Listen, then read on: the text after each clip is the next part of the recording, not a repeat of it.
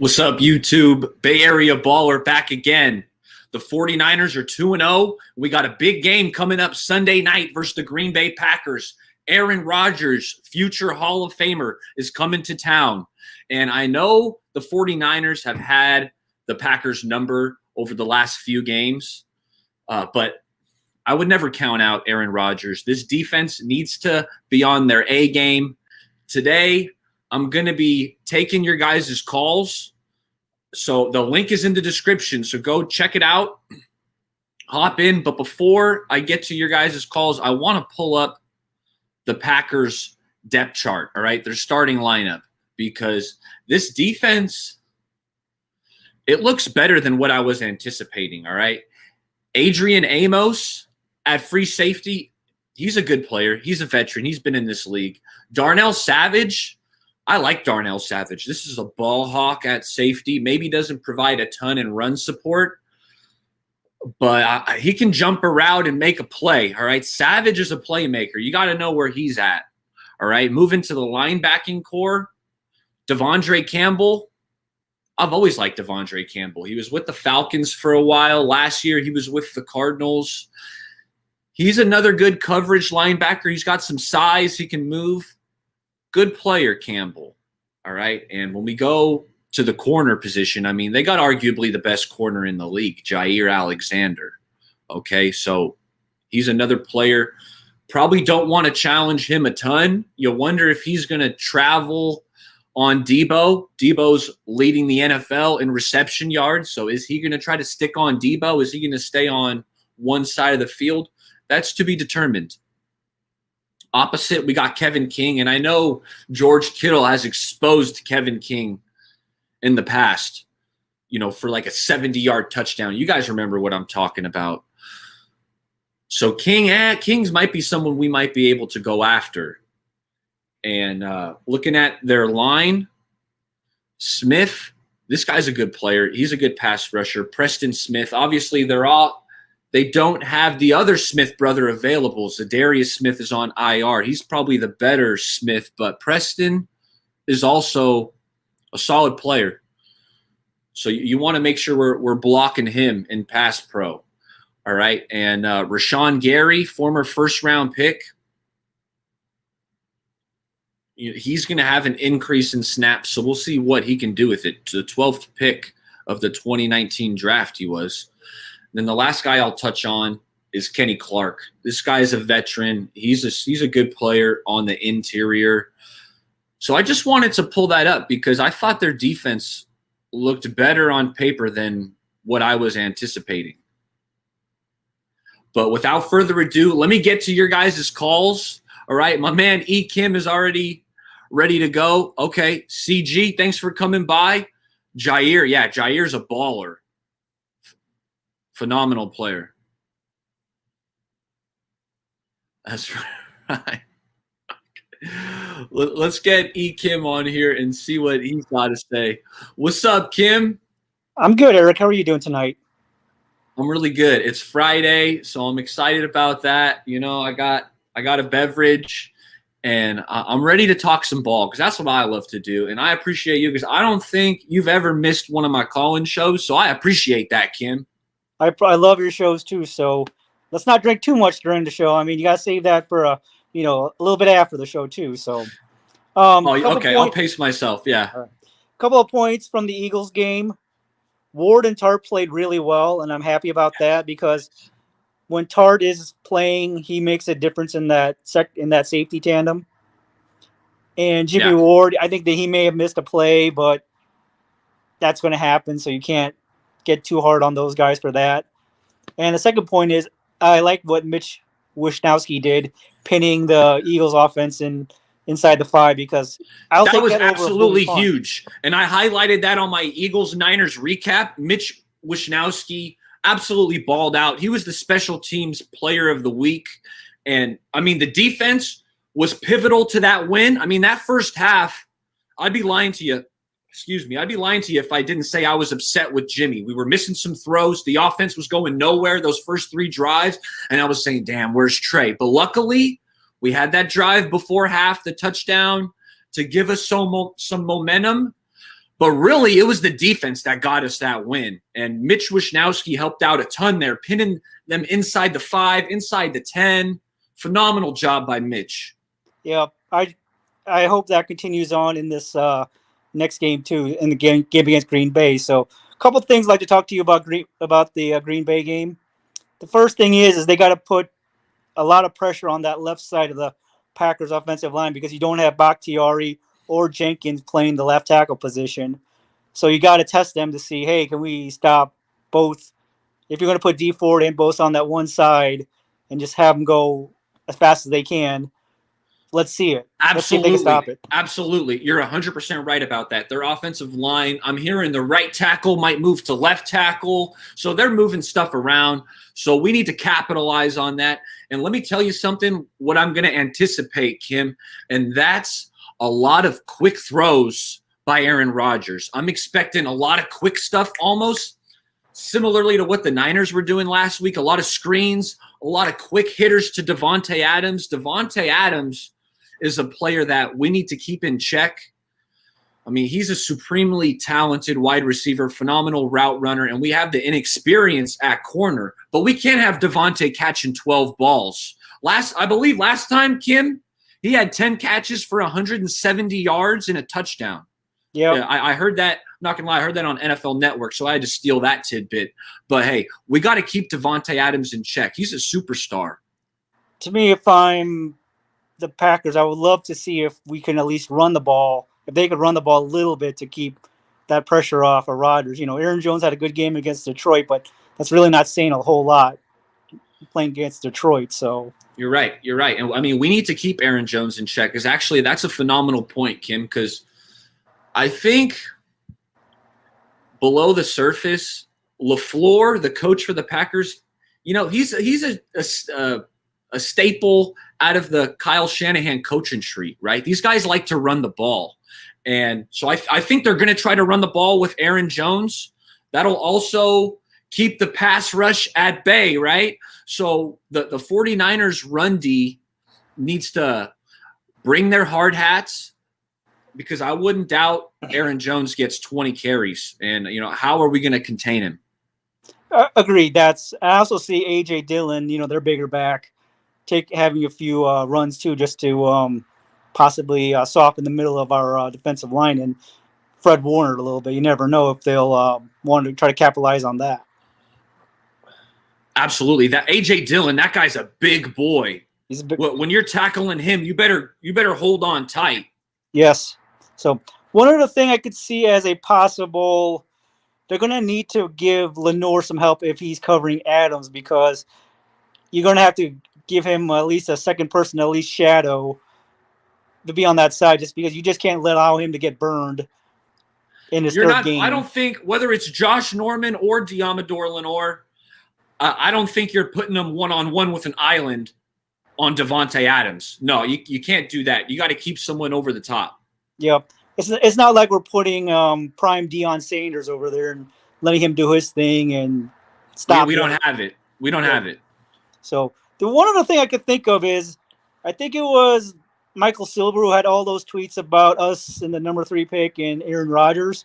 So just as a conspiracy theory in the back of my mind, I'm thinking next season, since this is the last season of Rodgers in Green Bay, part of me still thinks Rodgers will be our quarterback next season, the starting quarterback. Part of me. I didn't say all of me. I said keeping that just that little bit, because what I was thinking the plan is they got the number 3 pick and Aaron Rodgers is discontent in Green Bay.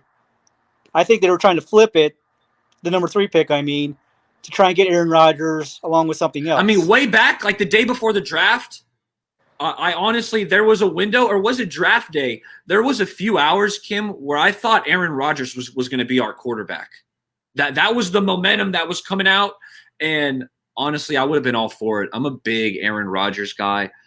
I think he's supremely talented. I think with Kyle Shanahan, it would have been a match made in heaven. But hey, that's for another day. It didn't happen. Jimmy, Trey Lance, there are guys, but I wouldn't say there's 0% chance of it happening. Now, I feel like it's a long shot because we've traded so much draft capital, so it's almost like, I don't know if it has to be a 3-team trade with Lance going somewhere. And That'd be really intriguing, but I mean, I will always have a soft spot in my heart for Aaron Rodgers. I think he's a baller. I think he'd be that quarterback that we've always wanted potentially since Steve Young. Nothing against Jeff Garcia and all the other quarterbacks we've had after Steve Young, but they haven't lived up to the Montana and Young standards for. No. I mean, Jeff Garcia, that was like when I was growing up in my youth, Jeff Garcia was our QB. And I thought he was cool. He was solid. And then we just had that. We had a I don't know if it was a 5 or a 10-year span where it was terrible. Ken Dorsey, JT O'Sullivan, the Rat Rattay. It was bleak. And then we had Smith and Kaepernick. I'm really hoping Trance is going to give us that generational quarterback that we haven't had in so long. Agreed. To me, this franchise deserves to have another superstar quarterback like that, even if it's for 2 or 3 seasons, just to get us back to another Super Bowl and then give us a chance to win it. Hey, Kim, for a few minutes, I want to get a 3-way call going on because I made a new overlay for 3 people. So OG, I'm putting OG on here, and the 3 of us can get it going for a few minutes. What's going on, brother?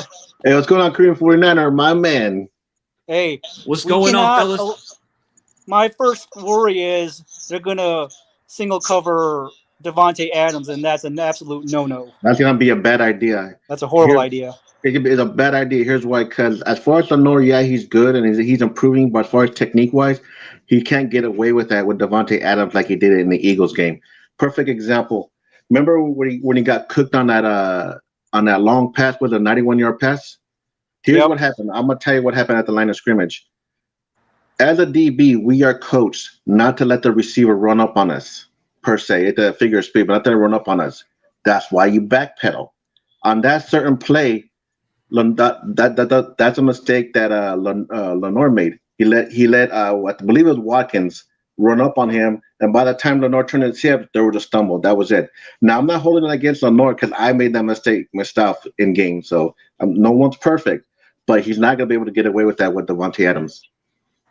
No, it's not like It's not like we have prime Deion Sanders as a cornerback to cover. So we have to scheme some kind of way to limit his touches. I think they're gonna put Ward over to help out and let Norman go one-on-one on the other side. I think that's probably what's gonna happen. That sounds what? I'm thinking it might be Tart over the top. Let me tell you, last week I saw Jimmy Ward blitzing numerous times. Oh yeah, that I didn't see a lot of that from Robert Saleh, but I mean last week with D'Amico, Jimmy Ward was blitzing. He didn't get home. He didn't get a sack, or I don't think he even got a tackle for loss. But just the fact we're showing it. Hey, OG, can you turn down the volume a little bit? I think there's a little feedback coming through. But appreciate it. How about now? That sounds better. Thank you. But I think Jimmy Ward, he might continue to blitz, so he might not be over the top. But again, what I'm seeing from D'Amico is he's really mixing it up, right? Man, zone. I think he's blitzing a little bit more. Have you guys noticed? Would you say D'Amico's blitzing a little more than Saleh? Yeah, I agree with that. More. Yeah, a lot more. And that was one of the things. I don't know if Barry or Balla, if you saw me on the other show, if the DBs can hold once they bring the jailbreak blitz, if the DBs can hold. So far, they did okay, but not up to par. Yeah, I wouldn't want to blitz 6 or 7 because then you got one-on-one all over the field. And Aaron Rodgers in that scenario, I think you're playing a dangerous game. Here's the other part that no one's really talking about, and I'm still animated about this. And I'll tell you from my personal experience, once I complete what I'm going to say, is don't be surprised if Aaron Rodgers attacks the height disadvantage. Don't be surprised to see that. Because I played against taller receivers. I see the trajectory of the ball. So one thing that we were coached up on, getting, for example, Lenore, if they do that, Lenore needs to be up in his chest, smothering him to make it a 50-50 ball. If he can do that, he'll be okay. Or of course, pin him on the sideline. But if he can do that, he'll be okay. But here's the other part that could be a danger to that. Yeah. He'll also be open to that back shoulder pass that Aaron Rodgers is notorious for. It's very interesting how you bring up the height disadvantage because that made me think about the wide receivers for the Green Bay Packers. Alan Lazard, big receiver. We're talking 6'3", 6'4". Who is it? MVS, Marquez Valdez-Scantling, another 6'3" receiver with some speed. And not only that, Equanimous St. Brown, who's the brother of the receiver on the Lions who we played week 1, he's 6'6". And that I really liked Equanimous St. Brown coming out of Notre Dame.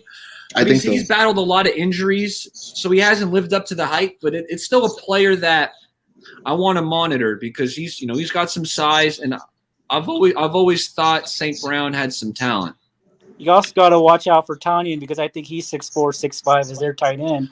So they just have tall receivers on their side, and we're not the tallest defensive backfield. You know what, Kim? You know what I'm thinking for Tanyan? I have a feeling he's going to be in line, chipping on Bosa, chipping on Ford. That's what I anticipate to try to mitigate our pass rush. I expect Tanyan, he's going to get out into his routes, but initially he's going to have to help out these tackles. So that might limit him a little bit, but absolutely, Tanyan, I think he had a touchdown last week. Tanyan's a very respectable tight end. That's Kittle's boy. They spent some time together in the offseason. So Tanyan is absolutely a player to watch. I think sorry, OG. I think for this game, they need to unleash Ayuk and Kittle because you just can't have Debo getting blanketed by Jair Alexander the whole time and then letting him get smothered with Jair covering him the whole time. I think they're going to bracket Debo, to be honest with you. I think they're going to bracket him like the way they do Tyreek Hill. You know what? I could definitely see that, especially if it's Stokes or King that's primarily on Debo, then I would definitely go bracket. But when you got Jair Alexander, he's arguably the best DB in the NFL. So you might just put him on one-on-one on Debo and just say, hey, take him out. This is the receiving yards leader through 2 weeks. Jair, take him out of the game one-on-one. Now you got extra defenders to, for additional coverage. So that'll be something to watch. We don't know if Jair's going to travel or how he's going to line up. So that'll be something that we have to keep our eye on after kickoff. And tell me what you guys think. One of my theories was it's a bad idea to jam Adams because if you remember that 2009 the NFC Championship game, what Sherman tried to do and he got cooked on that play. So it's a bad idea. So I think what Sherman handled him was playing off cover. So Lenore should do that because I know Lenore likes to be aggressive, and that can work against him. Because there's times Lenore misses the jam. If you notice that he does miss the jam, and that's basically a wrap. So that's one of the things I'm keeping an eye on how they're going to do it. I'm thinking you go with more of a bend but don't break defense, right? I don't want to give up the big play like you just said. Sherman getting burnt by Devontae Adams. We don't need replays of that. Make the Packers have these long methodical drives, and try to beat him that way. Don't let because Aaron Rodgers, he's known for these explosive plays. At least he has been notorious for that in the past, escaping the pocket, getting downfield, and throwing a 60-yard bomb. I don't want that. So make him dink and dunk us, make him run the ball, and beat us 3 or 4 yards at a time. I'm glad you brought that up. If you notice in the past 2 games, no one also hasn't talked about this.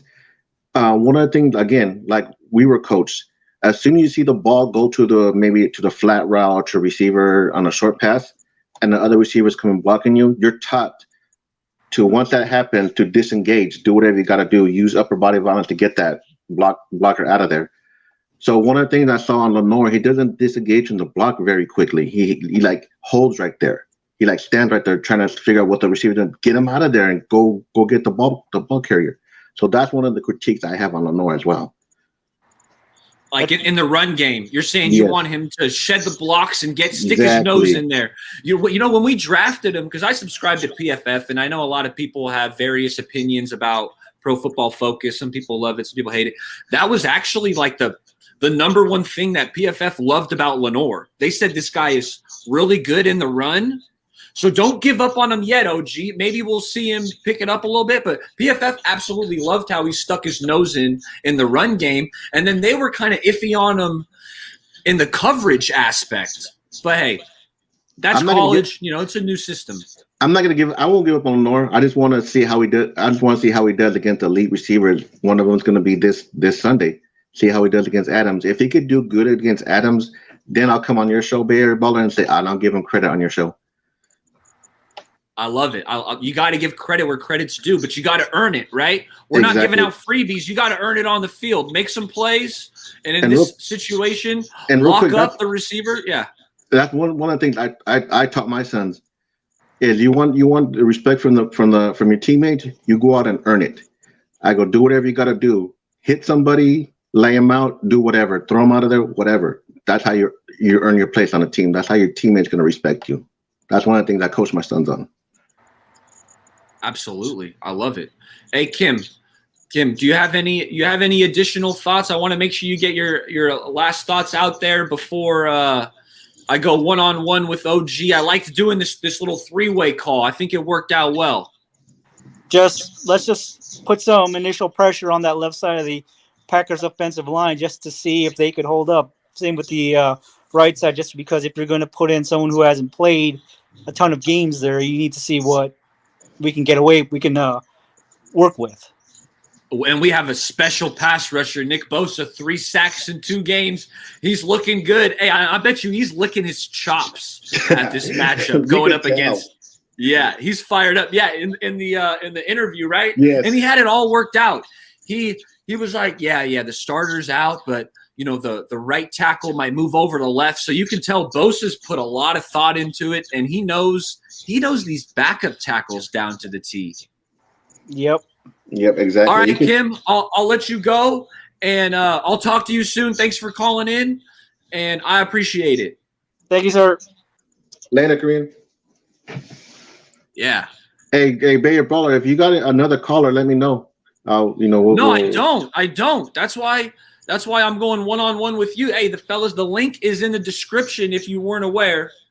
I'll put it in the chat one time. I think we got so many good 49er content creators, OG. There's a few guys that are live, so we got a plethora of choices to choose from. Hey, but I appreciate you rocking with me. Oh, no problem, man. I'm glad to support your show. Yeah, and Big Play Slay, he stopped by and said, yo, but I was just on a trivia game with Big Play Slay and a guy named Payo, he's a Rams YouTuber. And I had seen that he was doing a trivia, so I was like, hey, let me hold it down for the Niner faithful, enter this trivia show. And he did 2 rounds. Big Play Slay won the first round, and I won the second round. Not bad. Hey, yeah, hey, I held it. I held it down. Yeah. But what else? What else are you thinking about this, OG? Anything else on your mind that's concerning, or who do you think's gonna ball out on? Yeah. Well, basically, you guys covered the running backs. That's going to be interesting. That's going to be interesting to see who starts. Well, you know what? I'm glad you brought that up. I want to talk about the running backs some more. I think Sermon. Yeah, my bad. I do anticipate Sermon will start. Eli Mitchell's doubtful.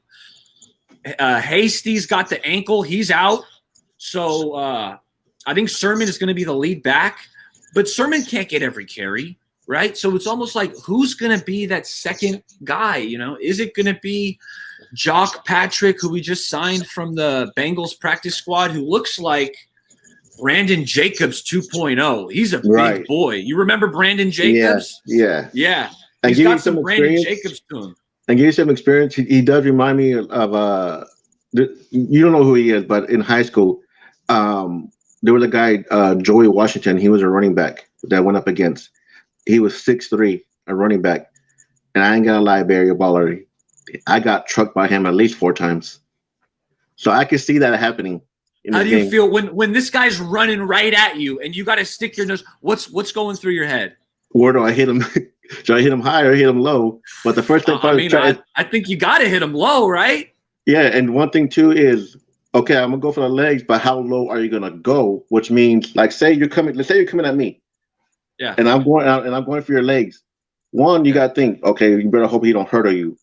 2, how low is the runner gonna go? Because he's gonna try to get leverage on you as well. So you basically gotta like squat all the way down to try to hit the legs. That's how you tackle the big back. Yeah. it's a team effort. Your teammates better be coming there to help you out because it's going to take a couple guys to bring you down with that momentum. And from experience, it's not a good feeling getting trucked like that. No, man. You know what? I'll tell you, OG, you know, I was a baseball player and I played a lot of basketball, but I played a lot of street football or just, you know, on the sand lot. Let me tell you, I was playing with my brother's friends or some older kids. I got so viciously stiff-armed one time. I just got thrown. And then that made me aware that when I'm going in for the tackle, I got to be ready to swat a stiff arm away. You learn some of this stuff. The more you play, you pick up on it. And, you know what? I got to go. We're going to go three-way again. I liked how that three-way worked out because I got my next guest coming in. It's my man, Waruna. Let me get him on here. Okay. What's up, Waruna? Waruna, my man. Hi, LG. I mean, you can hear me, right? Yeah. Yes. Okay. I mean, glad you called it a three-way, not something other. No kidding. Hey, Waruna, we were talking about these running backs. Trey Sermon, we anticipate to get the bulk of the carries. And then it's like Jock Patrick, who we just signed. Kerryon Johnson's on the practice squad. But you know what? I brought this up with Shardal, shout out SBA Sports. And we've had a second fullback who's been on our practice squad for years, and it's Josh Hockett. This guy was a running back at Fresno State. I guarantee you, he knows the playbook better than these two guys we just signed, whether it's Kerryon Johnson or Jaquez Patrick. So, I mean, it's almost like, why not give Hockett a chance? This guy's got some moves. He's not some hulking fullback like Patrick Ricard of the Baltimore Ravens. I mean, if that is the case, he should have got this chance last year, right? Because you know what? Actually, I had this thought last year as well, Waruna, and he didn't get called up. So you're probably right. I would not bet on Hockett being available Sunday, but in my opinion, it would be wise to suit him up. I mean, just in case. I mean, would you rather have a player who just got signed 2 days ago? I don't know. I would say if he has played that position throughout, but now Hockey is like kind of in a hybrid mode. So yeah, there might be a reason right. that. Probably right. Yeah. Yeah.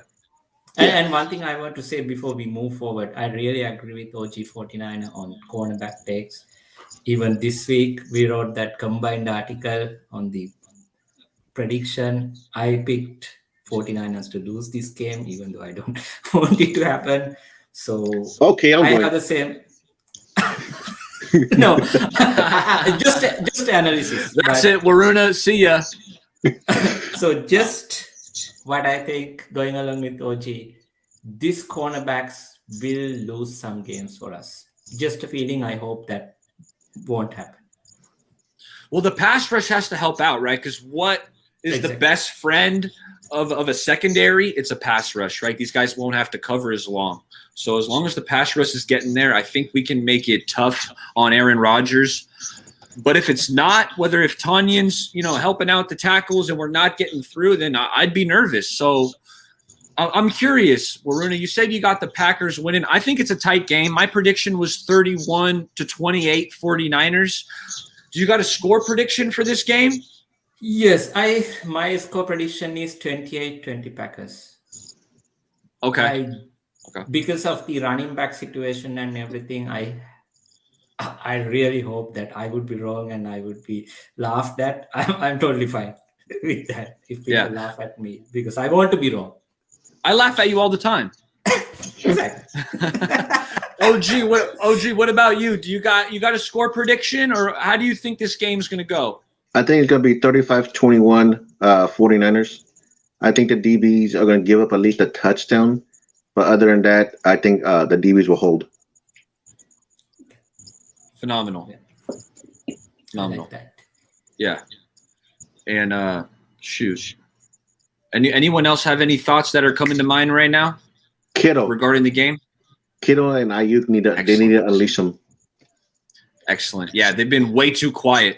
Absolutely. George Kittle, where you at? I know he's been blocking, He's been assisting the tackles, helping out to slow down a pass rush. Maybe that was just the game plan versus the Eagles. I think we don't know, but I agree. Eagles. Yeah. I think we got away with one the way the offense played. I think the Niners got away with one. Really? And it's like, why not bring in Trey Lance to give us a spark? Because that offense was really struggling, especially early. And while I'm on the quarterback position, I do have to give Jimmy some credit because I thought he was really gritty running the ball. All right. You know, he scrambled for multiple first downs. We all saw the QB sneaks, and I've heard some joking about a QB sneak. But you know what? It looked like he was really fighting in there on the urge. Yeah, especially the second one. The second one for sure. He was fighting hard on those QB sneaks. So while I don't think Jimmy was phenomenal, the offense was relatively lackluster. The running game wasn't there. I mean, Eli Mitchell had like 17 carries, and he's averaging 2.5 yards a carry. That's not good. All right. Now Jimmy couldn't take us to the next level. I'm saying, Jimmy, get us going. Let's go. And luckily, the defense came through. Yeah.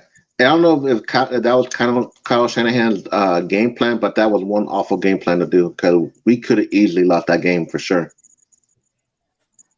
That's true. Yeah. And Ayuk too. I don't know. I don't get what's going on with Ayuk. I don't get it. There's something wrong with that situation. Well, Runa, what do you think about Ayuk? What's going on there? It's kind of strange because initial story was like Kyle was saying, okay, we don't want to rush him.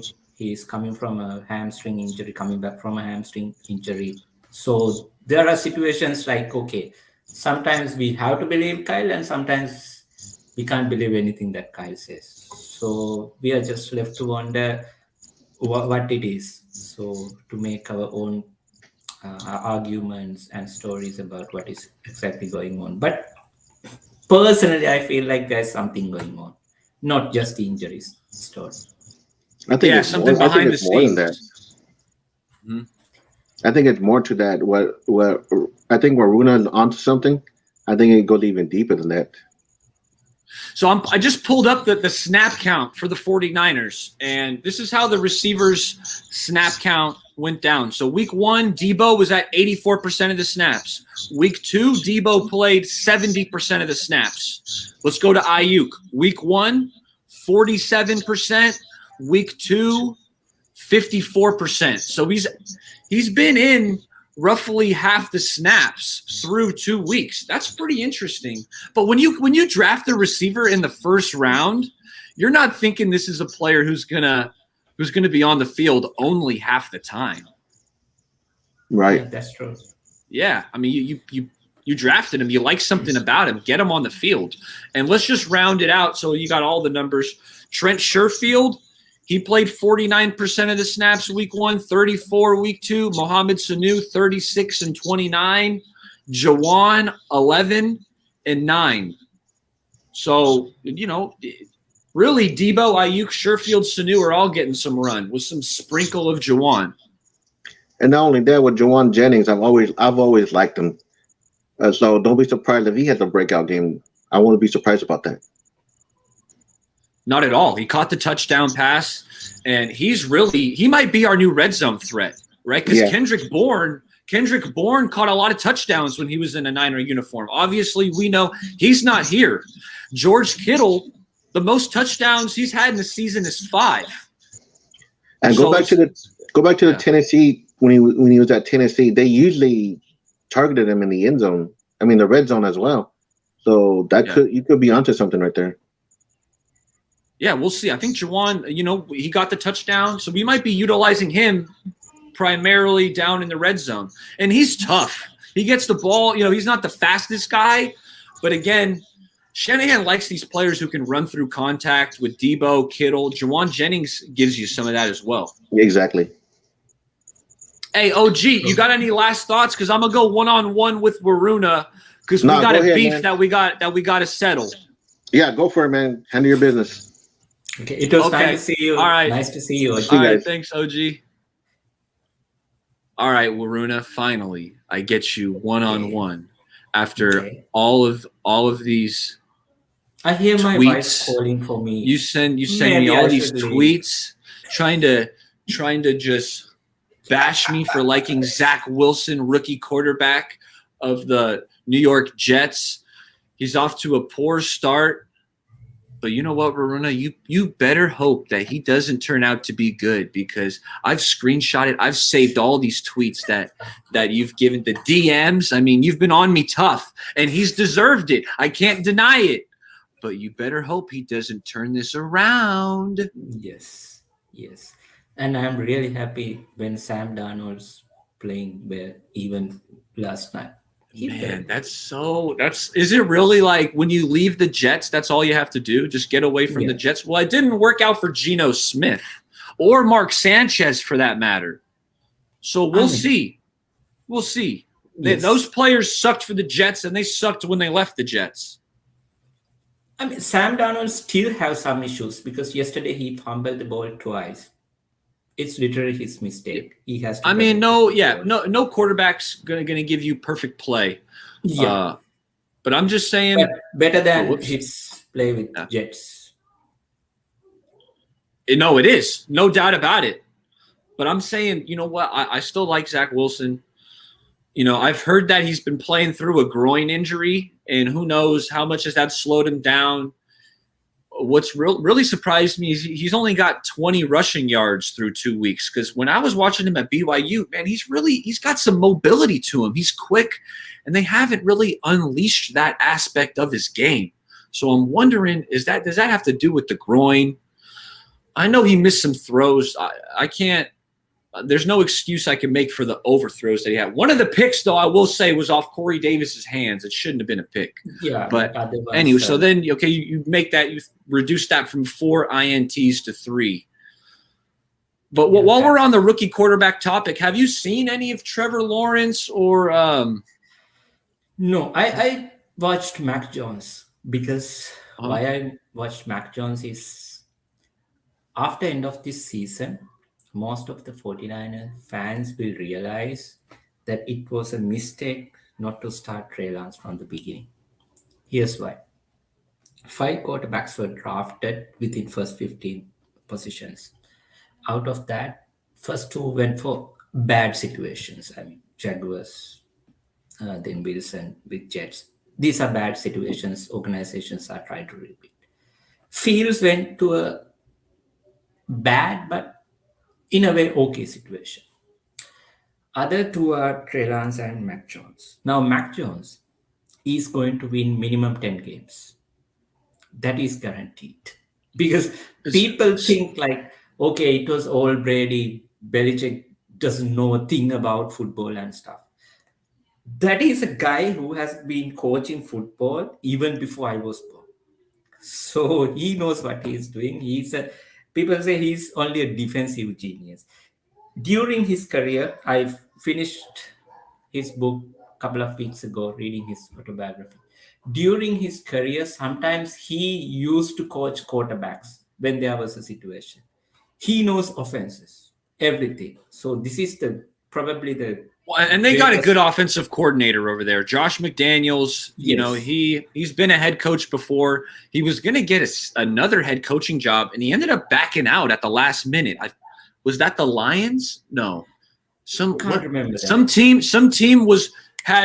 it was actually announced that he was going to be. It might have been the Colts, but he had announced that Josh McDaniels was going to be the coach, and all of a sudden he gets cold feet, and McDaniels backed out. That was really interesting. It was almost like, well, does he have a promise that when Bill wraps up his coaching career that, you know, he's going to be the next in line for the job? Can be. Yeah. Actually, I would like to address this comment. Yes, the previous one.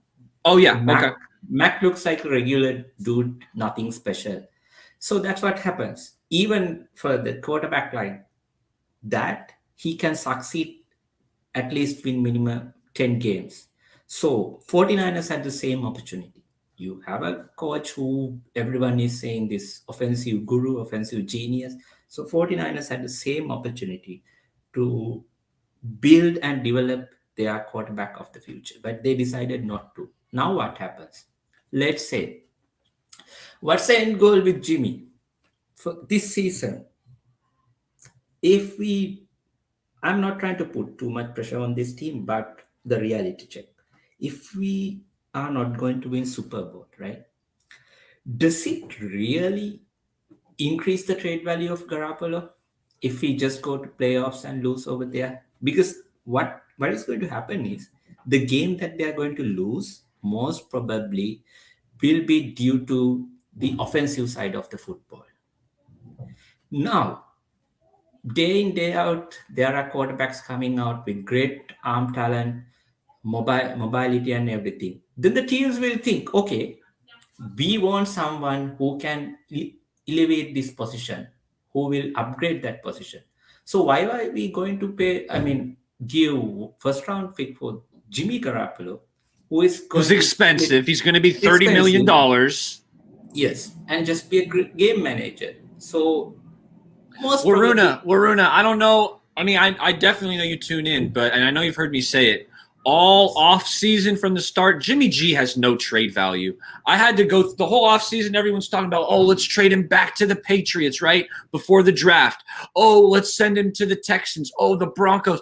No, dude. Jimmy has no trade value. He's mediocre. Like, he's all right, but he's getting paid like a star quarterback.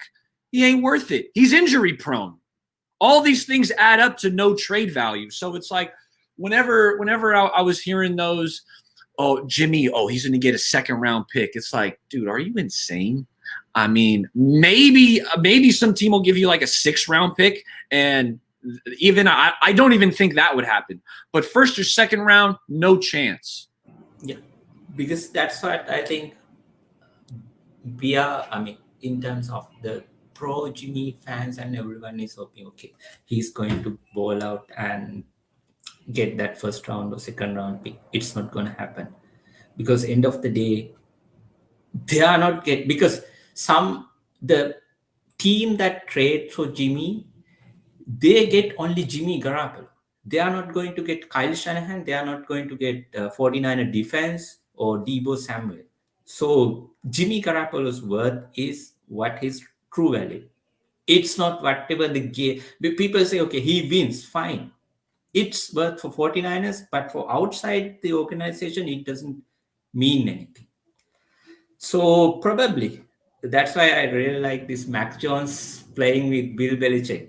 By the end of the season, we would be just wondering, okay, Mac Jones just wins, and he's going to win Rookie of the Year, isn't he? Mac Jones. Most probably. He's going to win Rookie of the Year, huh? Like, if I had a bet right now on who's going to win Rookie of the Year, I'm probably taking Mac Jones, because he does have some talent around him, right? Nelson Aguilar, Kendrick Bourne, Jacoby Myers. They got the 2 tight ends they just brought in, right? Yeah. Jonnu Smith and Hunter Henry. Mac Jones, he's got some talent around him. He's got a good coach. They got a good offensive line over there. So now thinking about it, well, I know you've written it down, because everything I say about Zach Wilson, you document as ammunition to throw back in my face. So I did predict Zach Wilson was going to win Rookie of the Year, mostly because I thought he was going to get some statistics, especially in garbage time, with some garbage time yards and some garbage time touchdowns. Not that the Jets would win a lot of games, but he would just get some stats. But now when you're looking at wins, it feels like over there in New England, Mac Jones is probably going to win the most games. And, you know, he's not doing anything groundbreaking, but he's not throwing picks. He's taking care of the football. And if you watch the lead up to the draft, I always liked Mac Jones. I thought this quarterback draft is going to be a generational draft with Trevor Lawrence and Wilson and Lance and Fields and Mac Jones. I honestly think it's going to go down as one of the best quarterback drafts in the history of the league. If four out of these 5 guys hit, it's going to be a generational draft class. Yeah, maybe we are too early to determine, but you never know. Pioneer's on my side. We're through 2 games. All right, we can't judge these guys' careers off of 2 games, especially with Zach. You know, the left tackle went down. I got a lot of excuses I could make for my boy Zach. I understand. Let's But see the what only thing, Kim's got to say. Bay Area and Waruna, the team should have cut Jimmy when they drafted Trey. Indianapolis cut Peyton Manning when they drafted Andrew Luck. That is true. And the only caveat I would throw in there is Peyton Manning just was coming off a neck surgery. So nobody really knew how he was going to respond getting his neck fused or whatever they did to his spine. yeah, that's true. But the thing that I'm looking forward for in this season is we will have so many answers by the end of this season. Who Kyle Shanahan really is, who Jimmy Garoppolo is. So many answers. So You know we what? will And find you out. brought up a good point that led me to my next thought. And it's almost Jimmy's going to keep playing as long as he's winning, Waruna. Even if it's not the prettiest, he's going to keep – they're going to keep rolling him out there because he's winning games. Now, if we lose this game or maybe 2 out of the next 3 because we got 3 tough games coming up before the bye, if somehow we go 1-2 in this next 3-game span, I wouldn't rule out Trey Lance getting the ball coming off the bye against a tough Colts team. Yes. I wouldn't do that either because Yeah. you made a decision to go with Jimmy. Yeah. So back it up. Don't Yeah. now just at this moment don't try to ruin Trey Lance's career. But no doubt about it, Trey's got to play next year. Trey has to play next year. You He can't has to play next. has to. Yes. Like this year, Yes. I can understand. Not saying that would be my decision, but I can understand it. All right, he's a rookie. Go with the veteran Jimmy, who's winning games, but you can't do that next year. Yeah, the only problem is if you are going with Jimmy, then you have to go for Super Bowl. That's it. Otherwise, it's a waste of a season because you are not gaining anything. And honestly, Waruna, I think this team has the potential to get there.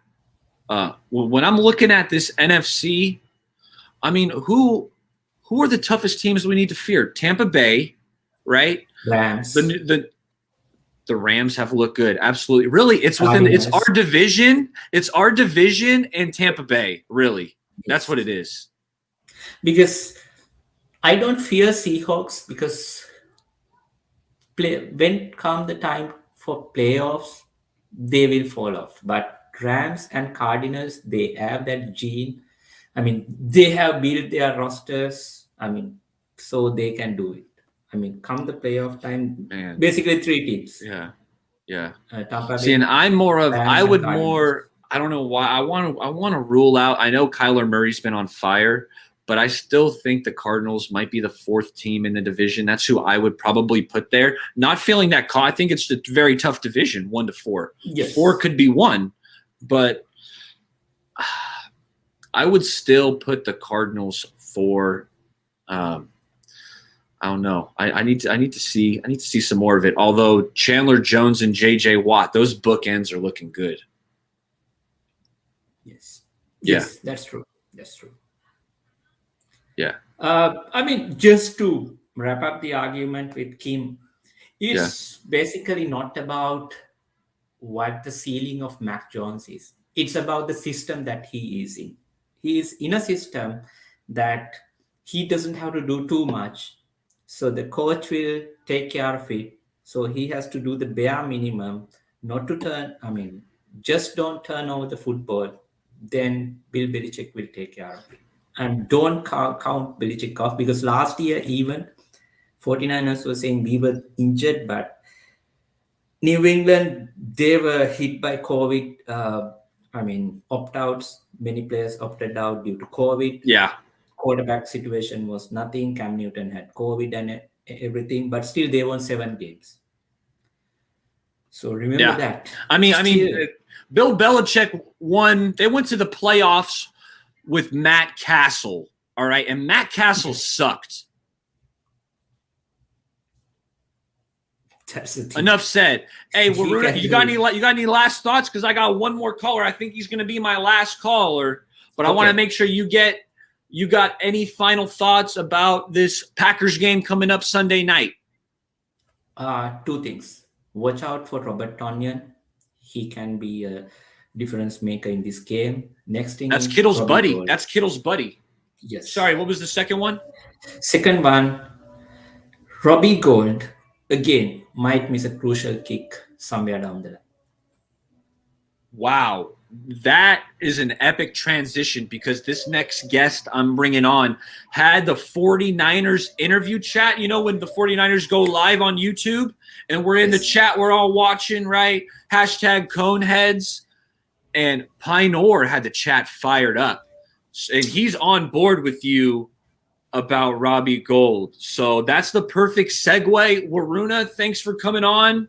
I'm going to get to Pioneer, and I'll talk to you soon, all right? Hey, take it easy on me, all right? Let's wait and see on Zach Wilson. I mean, it's like every day Waruna's coming at my neck. I'm like, damn, I can't get away from this guy. I do enjoy that, right? I could tell. Yes. All right, Waruna, take it. Thank you very much for having me. Have a good. Waruna's been beating me up, man. Let me tell you. Pioneer, what's popping? What's good, man? Pioneer, you had that YouTube chat on fire the other day. Like, I was so bored. I tried to. Man, they were coming at you, and I was like getting my popcorn at this point. I was gonna try to back you up, but it was like Pioneer's on his own on this one. Nah, that's fine. It's fine, man. I troll. Like, not everything I'm saying is like for reals. Like, I'm just trolling because, there ain't nothing to do whenever I was like not working or if I was just chilling at home. So there ain't nothing to do. So I was just right there trolling because I don't want to hear them certain people talk on the podium, dude. It's like, and not only that, but there's so much generic questions they keep asking everybody. It's just like, oh man, I'm just so bored. It's like you guys got to challenge these people. Like that's all it is with me and the pressers. I just think that, I just wish that they would challenge them a little bit more with their questions rather than being so friendly. Kittle in this last interview, they're asking him about the Batman or not the Spider-Man commercial and all this stuff. Right? He ends the interview on YouTube by saying, "You guys didn't ask me any football questions," and walked off the stage. He was like, "That was easy." Yep, exactly. That's exactly what he said. It's just like, oh man, yeah, I get it though. These fluffy ass questions and get to the meat of it. Let's go. I think they need to start drinking before they go over there and start asking questions. I'm being serious. Like, you guys need some energy when you guys are asking these. I don't know. Maybe that whoever they're working for maybe tells them to don't be too outlandish. I don't know. But I mean, if I'm asking the question, like Grant obviously. He ain't there just sugarcoating anything. You know what, yeah. Pioneer. When Kyle Shanahan's on stage, I swear a lot of these guys, their butts pucker up, dude. They get so tight. They don't want Kyle to get mad at him and ask him a tough question where Kyle's gonna mouth off. And that's why we like Grant. Grant don't give a F. He'll ask the questions that need to be asked. And does Shanny get a little snippy with them? Yes, he does. But that's because he asks the tough questions. He's not asking these powder puff questions. Yeah, exactly. It's just that's all it was. Like I don't blame people for blocking me because I'm just ignorant, man. I don't try to be professional. I ain't trying to wear a monkey suit and try to be Mr. Professional every time I go in there. So with me, I don't care. I'm trying to have fun. I don't care if you guys don't like it. You guys could block me anytime. It's okay. Like, that's all you got to do, but people will complain. But, yeah, I will admit, sometimes I'm outlandish. But either way, I actually wanted to ask you a few questions. First one, I'll leave Zach for a little bit. For the first one, I want to ask you, do you think that this is a Super Bowl contender here, this team right here? I do. The defense has looked really good. I will say, Pioneer, the only thing that's concerning me right now is the running game. All right. Raheem Mostert is by far our most dynamic runner, and he's out of the equation, right? He's done. Mm-hmm. And, Kyle Shanahan loves to run the ball. That's the preface of the offense is the outside zone, really pounding the rock. We run it roughly 50% of the time. And so we're so dinged up at the position. I just don't know how effective we're going to be. Eli Mitchell was averaging 2.5 yards a carry last week. Like, that's not going to cut it. Mm-hmm. Yeah, I totally agree, man. I think that, like me, I'm a big Trey Lance guy, like I'm on that train. I'll ride and die on that train. But no matter what, I think that both sides, I don't even think it comes down to everybody has to be on Jimmy's or Trey Lance's side. I think there's people in the middle that just say, I just want our team to be successful, which is fine, So the thing is, no matter what, yeah, I feel like that's where you're at, and that's fair. I don't think that you're trying to be a Jimmy stan. You're just speaking facts. What none of us should want this team to lose, But I think at the end of the day, I think no matter what side you're on, or if you are, thinking rightfully in the middle like you are, I think that, we can't be successful if we don't have this run game going, no matter if it's Trey or Jimmy, in my opinion. Because, you want the rookie to just carry this team like it's just some fantasy here? Or do you want Jimmy, who hasn't proven that he could do that? He hasn't proven that on a consistent basis that he can win without a run game or a defense at that too. So that's a damn good point. We're about to find out, Pioneer. We are about to find out. And I want to touch on my boy Payo Time. Sounds like you know Payo Time a little bit. I was just on a trivia show on Payo Time's channel. Shout out Payo Time's channel. And Big Play Slay got the first round, and then I won the second round. All right, so I held it down for the Niner, the Niner fan base. That was my first time interacting with Payo. I hope to get something going on with him in the future. And you can help me answer this question that he posed. Did you see Deebo Samuel getting off to a fast start? I feel like it caught many football fans by surprise. Payo, to the point, I didn't know he was going to be getting more burn than George Kittle. I felt like George Kittle was going to be the number one option, and then Deebo would be the number two. And with Ayuk following up as kind of the third wheel, that's how I thought the targets and the statistics would pan out. But that, Deebo's leading the NFL in receiving yards right now. I mean, he's absolutely killing it. I can't say I saw that coming. I did not see, like a 200-yard game week one and another hell of a performance week two. It's just outstanding. Heck yeah, it is. Like I totally agree. I did not see that coming at all. I thought if anything, Ayuk was going to improve a little bit more, but that didn't happen at all. I'm happy for Deebo. I just wish that. I want Ayuk and Kittle to obviously be more involved because of how talented they are. Like they're too talented to not be a part of this game. We should be kicking people's asses way more than what we have been. 17 points, and I'm supposed to be happy about that. Like, where's my boy Kittle and Ayuk at? I love. They're giving Jimmy like a B or a B plus versus the Eagles. I'm like, for real? Like that's not an above. He was not a good. He was gritty. I thought he had some tough runs. He scrambled for some first downs. He was sticking his nose in on the quarterback sneaks. But I mean, a B perform. I'll give him like a C plus. Yeah, I'm with you right there, man. You know how I feel about Jimmy. I will give him this though. He is playing better than last year. Whatever happened to him last year when he was just skating all over the damn place, spinning in circles. Like I don't know what that was, but I mean, at least there's that, But and he's been taking care of the football, no picks so far. Oh yeah, that's a big deal too, because the dude. I mean, you see when he's healthy, he'll throw 16 of them. So that's too many. It's too damn many. Yeah. But I actually want, for my last question for you, I want to ask you this because I obviously have this list going on where I have everybody involved. I have Jesse Naylor saying some things I got, but yours, I didn't think yours was outlandish when you were saying that, Zach's going to get, Rookie of the Year. I don't think it's that outlandish. It's too early to even try to rule him out either. But I mean, how are you feeling about that? I'm getting nervous. I'm getting nervous a little bit. I took Pioneer. I'm in a 2-quarterback league where you start 2 quarterbacks. Oh yeah. And philosophically, I've won this league the most I've won it 5 times since we started it in 2007, which is the most out of all my buddies. And my philosophy is I wait on quarterback. All these guys are taking quarterbacks round 1, round 2, and I like to wait on it. I waited till the 7th round, and we're talking bargain basement quarterbacks by that time. And I took Zach Wilson, So I took Derek Carr, who's been helping me out. That's why I'm 2-0. Derek Carr, that was my next pick. And then I followed it up later with Teddy Bridgewater, who's been playing good. And I was thinking I was going to be rolling with Zach Wilson and kind of mix up Carr and Bridgewater. But now it's flipped. I got to put Wilson on the bench. You know, I still believe in him. And I was expecting a lot of garbage time. Right, I thought the Jets were going to get down, and then defenses soften up, and that's when Wilson was going to start putting up these statistics. Yeah, him and Corey.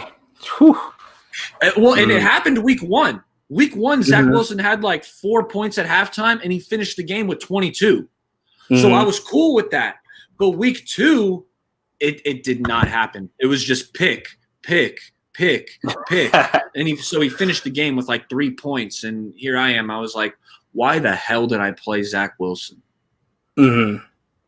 I think he's just your, he's your guilty pleasure, man. Like, and it ain't even guilty to be saying that. It isn't, dude. The dude's a badass quarterback. He's a badass quarterback. I hate when people try to rule him out. Like, don't get me wrong. I did get mad a little bit from hearing about the injury before the draft and everything. But I had to admit, dude, just watching him, it's like, I can't care about that injury, dude. This dude's badass. He's thrown all over the damn place in ways that it's very hard to try to mimic that. And he's doing it with he's so electric. Like, I don't watch, I'm not on my couch all Saturday watching college football like I am on Sunday. Like Sunday, from 10 a.m. till the Sunday night game's over, like I'm watching football. But last year when Zach Wilson was at BYU, I was going out of my way to watch the BYU games. That's how much fun. That's how much fun I thought this. I was like, this kid is so much fun to watch. Like, he's breaking the pocket. He's got a cannon. He can run. Feels like he's pinpoint accurate all the time. And now at the NFL level, I got to temper my expectations a little bit because they might have been a little too high for the kid. Yeah. I mean, no matter what, he's special. I'm not giving up on him. I still believe in him. Yeah. I believe you when you say that, too. Because I mean, I think that everyone's going to be shocked, like, how this class is going to keep going forward. I think everybody has something special about them. Mac Jones is the underdog in this whole thing with people not believing him because of his physical traits. I think Zach Wilson is looked at as, like, is he an Aaron Rodgers-esque? Is he a Mahomes-esque thrower? We will still find out. I believe in him. Oh, you know what? That is a very good comparison too, because Johnny was such a big time playmaker in college, especially. Like look at those highlights. Those are some of the best highlights you can ever watch in general. That's how fun they are. I fell for Johnny Manziel, Pioneer. I'm not going to lie about it. I thought Johnny Manziel was going to be able to bring that playmaking ability to the NFL level, and did his career go south because he was a bad football player, or did it go south for other reasons that I don't think we have to worry about with Zach Wilson? But I will say, when Wilson was at BYU, his nickname that I had heard was the Mormon Manziel. I don't know if you had heard that one. So some people had seen the comparisons between the two. Yeah, that's a badass name, man. I did not know that at all. Yeah. Yeah, but yeah, I just thank you, man, for your channel and everything. I'm glad, dude. By the way, I'm very happy to see that you actually watch, with good detail, and when you open your mouth, you know what the hell you're talking about. So just keep that up when it comes down to your knowledge of the game, breaking down the film, watching the film, because I think that I think it helps all of us out, rather it just being one person knows everything. I think it's good because there's some things that I think that you say that I didn't even notice sometimes. Can't think of it off the top of my head right now, but there are some things that you say that I'm just like, okay, Bay Area Baller, I can't say that he's stupid and I can't say that he's wrong because I know that this guy looked at something. I need to do my job and go back over there and check it out too. And it's everybody else's job too, because you can't just start, you can't make a predetermined judgment on something that you don't even know about, and I think that, when it comes to you, someone like Raymond, obviously the content creators like Jesse and so on and so forth, I think there is something that I'm glad that there's credibility, even Ekim too, in the chats, like there's credibility here when it comes down to who's talking sometimes. I'm very happy about that because I knew that when you were talking about the game on Twitter and you were rewatching, I was like, this guy knows, like he knows what's going to happen. Yeah. Yes, so I'm just glad about that, dude. Because I believe that the proof is on the film. All right. Yeah. Any questions that we have can be answered by what? By watching the game. So that's what I like to do. I've been taking notes, Pioneer, this year. I got my notebook out, and I'm like, when something happens, Dude, I'm me rewinding too. it. I try to Yep. I try to clip some stuff, you know, like when the game's live, when something happens, I'll hit the back button on my remote where it'll go back like 15 seconds. I'll get on my phone, I'll record it, and I'll tweet about it real quick. Just try to get some hot takes out there live while the game's going on. That's great. And I'm having a lot of fun with it, you know. But before I started this YouTube venture, I was playing a lot of competitive Madden. I was trying to get on the competitive Madden scene. So when you're playing Madden, you know, you get well-versed knowing coverages and offensive schemes and whatnot. But I started getting older, and I was like, I need a new hobby. And what I love to do is to watch football and talk about it. So I was like, I'm calling into Grant's Cone phone, and I'm like, you know what? I need my own channel so I can do exactly what I'm doing now, talking to Pioneer, because that's what I like to do. Yeah, I love it, dude. I love it because we all knew, like, growing up, Madden taught you a lot about football, about rosters, about what is this position, what's that position, how good is this guy really, you know? Like, you know, that's how it was when I was a kid, at least. You know, I'm pretty sure you could, you know, resonate with that because football cards, Madden, and fantasy. Those are the three things that if you guys want to know about football, do those three things. And if you want more of it, then just do what Baller's doing right now. Straight up. That's just the way it is, man. Hell yeah. And call into Baller's show. We'll get it popping. Hell yeah, dude. Keep drinking, man. Keep drinking. I love the energy, man. When you're a little – are you a little tipsy or no? You're just normal right now? Actually, I need a refill. I'm only one down, so not really, but we're getting there. I love this. It's natural. It's natural then. This is natural. Just I can't wait. Dude, if I ever drink – I cannot wait to see what you were drinking like, dude. That is going to be hilarious, man. I can only imagine the energy. Hey, I have a lot of fun on here, and I'm glad I can share a conversation with you, Pioneer. And, you know, we got – now, before you get out of here, I got to get kind of your prediction on Sunday night. How do you see this game going? You think it's going to be a tight one? You think we're going to kind of get ahead early and run with it? How do you see this game going down? I think that this game will be close. I honestly haven't thought of a score prediction, honestly. I'm just the reason why it's going to be closer than people think is, I mean, Raymond said it too when we were on the Twitter Spaces a little while ago. And I love Raymond. I've been trying to get Raymond on here. I got to get him on here. I love Ray. Hell yeah. Dude is just knowledgeable. He's very knowledgeable. And like when you're thinking about something, he says it, you know, before you could even say it, you know, like he already thought of these things. Yeah. And he doesn't stutter. He doesn't have to figure out how to say it. He just says it, you know, straight to the point. And I think that, you know, the point that I was thinking of in my head while he was saying it was, you know, I think that the cornerback problem that we have on this team, it's not the worst case scenario. I think that it's not as bad as people are making it out to be. It's not good. You know, I'll tell you that much. It's not good. But, I mean, we just haven't seen what Josh Norman looks like with someone like, you know, an Adams. We haven't seen what Lenore is like against a DK. We haven't seen what you know, I mean, who's Mosley. I mean, we already know what Mosley and Adams, what happens when they go up ahead against each other. You know, it's not going to be good. You know, and I think that, you know, that's going to be why I think the Packers are going to be in this game. I think that reason. I think that, you know, as much as we did better stopping the run against the Eagles, we did better compared to the first game, obviously. I'm still very worrisome about the interior line. Not because I don't believe in them. I just need them to be more consistent and not hurt. I cannot have them get hurt in this game, you know, and you know, I think that, you know, we'll end up winning, but I think it'll be close. I just don't understand.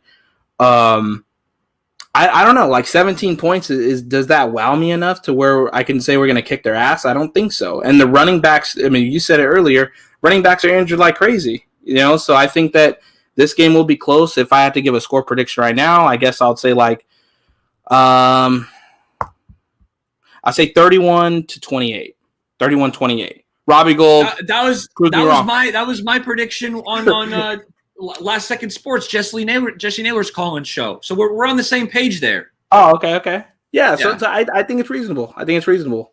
Yeah, so I just hope What that were we you can gonna see say a about little gold? You gotta finish that on Oh, Robbie Gold. okay. So Robbie, okay, he has not like missed like a ton or anything like that. I'm just worried every time I'm looking at a damn extra point. It looks like it's gonna go and hit some damn baby in like the corner part of the end zone, dude. And I'm hating it. I'm just like, dude, please put it in the middle. Just don't make me complain about you in the comment section. Just put that damn thing in the middle. And when you're at the 50-yarder, I really hope you could prove me wrong. Because I mean, even if it's a 45 or a 40-yarder, we haven't really seen like that his limit. yet, I mean, nowadays all these kickers are kicking like 60-yarders, like it's nothing, or and it's like Robbie, you can't do it. So he needs to be accurate inside the 50 because he can't kick a 55-yarder. Yeah, I just want all of us to do better, man. If I'm ever complaining about a player and I'm trolling, I want them to do better. It's not because I hate them or anything. Don't get me wrong. I'll throw a insult here and there, but I love them. Kittle, as much as you want to defend Jimmy, it's all good. I get it. You haven't understood yet that it ain't 2019 anymore. I get it. Don't worry. Trey Lance is coming and he's going to be better eventually. Not now, but eventually. And I hope that everything comes along great. I think that I think we'll beat them. I just I hope that we can stay consistent after this game. This game hopefully will give us a big chip on our shoulder going into Seattle, going into the Cardinals, and then Colts, so on and so forth. So yeah, we got a tough stretch coming up here. This will show. Oh. This will show what the makeup of this team is. These next 3 games. Oh hell yeah.